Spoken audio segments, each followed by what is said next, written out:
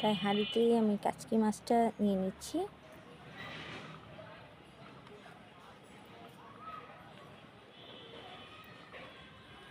শুধু পেঁয়াজ দিয়ে এটাকে আমি একটু একদমই শুকনো করব, যাকে বলে একদম নিচে একটু একটু লাগিয়ে রান্না করব।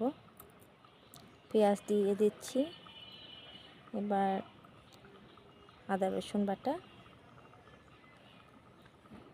মরিচ, এটার মধ্যে একটু ঝাল হলে ভালো লাগে, আর দিয়ে দিচ্ছি হলুদ গুঁড়ো,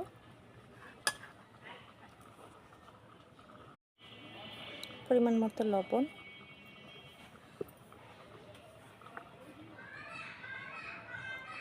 সরিষার তেল।